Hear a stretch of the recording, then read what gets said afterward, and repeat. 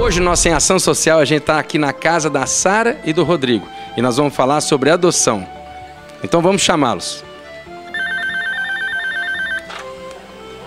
Oi, tudo bom, Gilberto? Seja bem-vindo. Obrigado, Sarinha. Vamos lá, pessoal, vamos conversar com eles.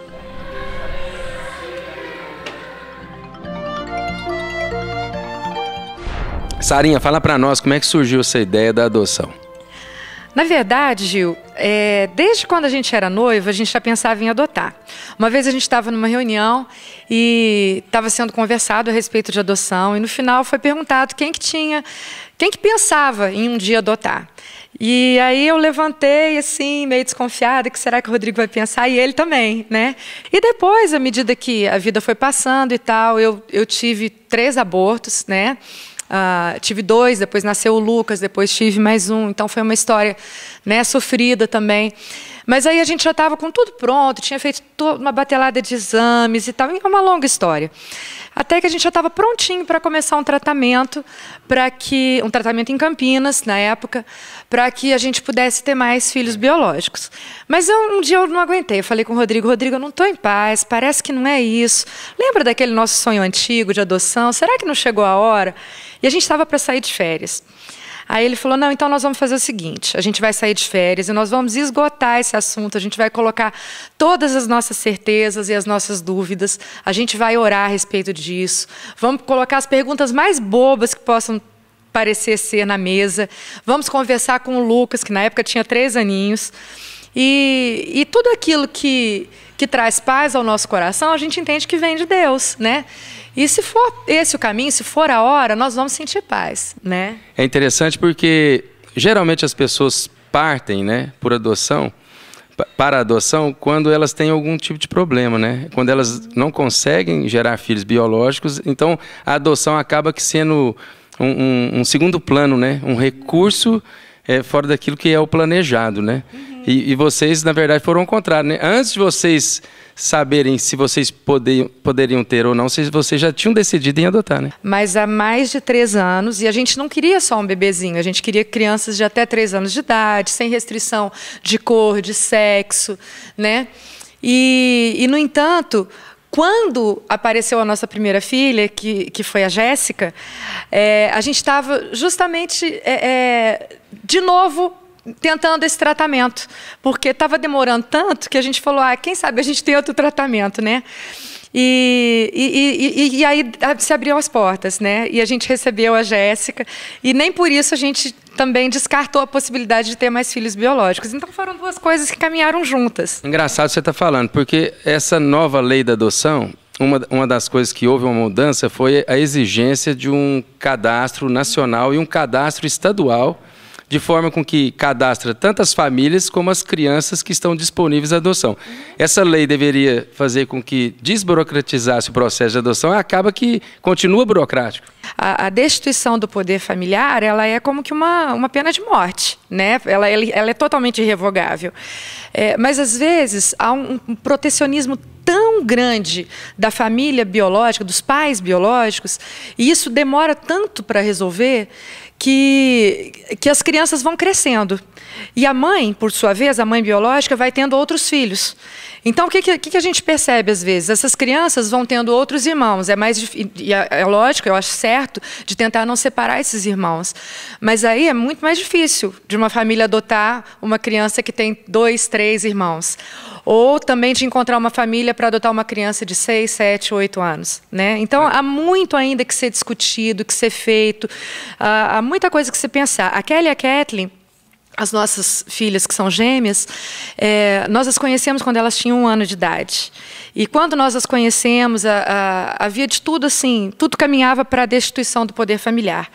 1 ano e meio, no mesmo dia nós entramos com pedido junto à promotoria para que fosse destituído o poder familiar acumulado com a adoção. 1 ano e meio depois, a família foi citada.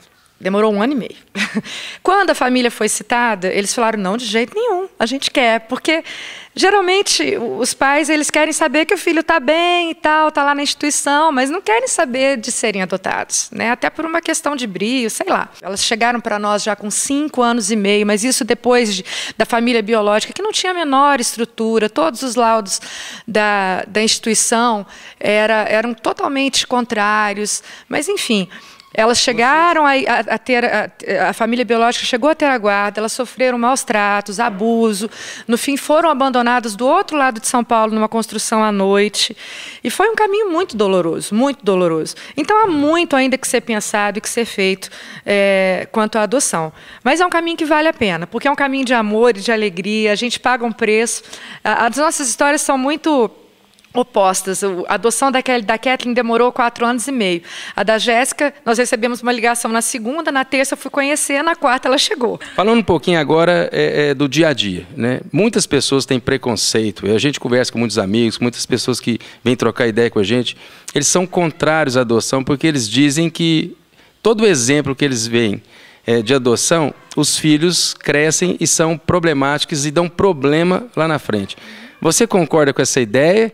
Porque filho, qualquer um dá problema, né? Quando a gente pega, por exemplo, no nosso caso, nós tivemos 3 adoções tardias, né? E a gente já sabia que a gente teria algumas pendências que provavelmente viriam.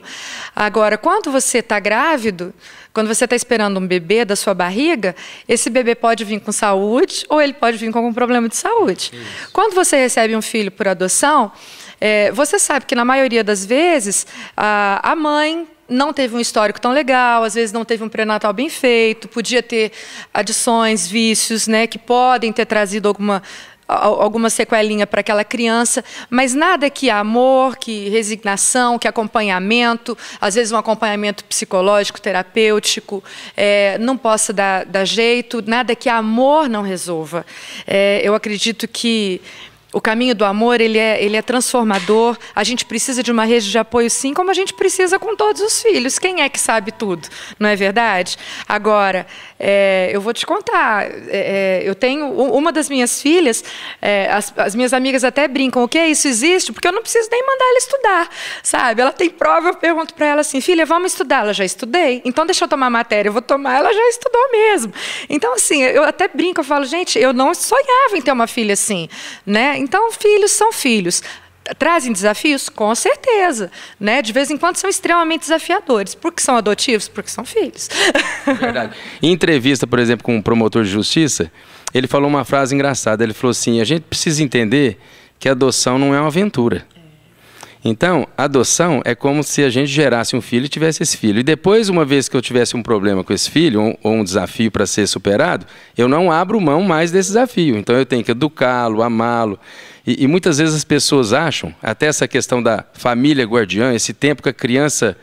que eu perguntei para ele sobre o tempo que a criança fica com a família, é aquele tempo de adaptação. Uhum. Tem muitas famílias que às vezes querem devolver as crianças, porque falam, não, são muito problemáticas.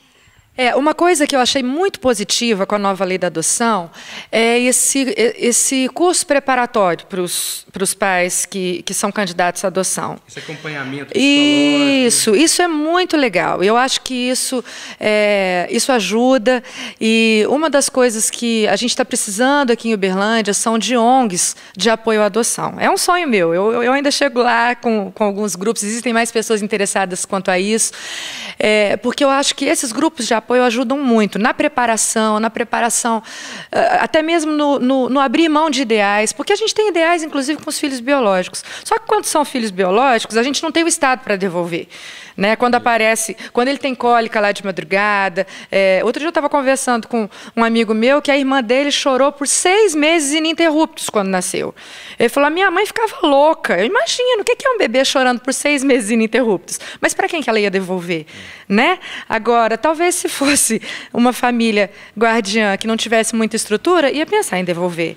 Né? E não é assim, filho é filho. Né? Venha ele cheio de saúde, venha ele com alguma doença, venha ele com equilíbrio, traga ele problemas na adolescência ou não, é filho, a gente ama, não é?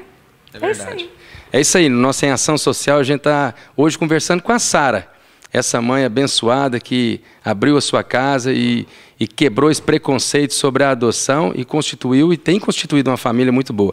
No segundo bloco a gente vai conversar com o pai Rodrigo e a gente também vai estar conversando muito mais sobre as dúvidas que acontecem, né, no processo da adoção. Por isso não perca.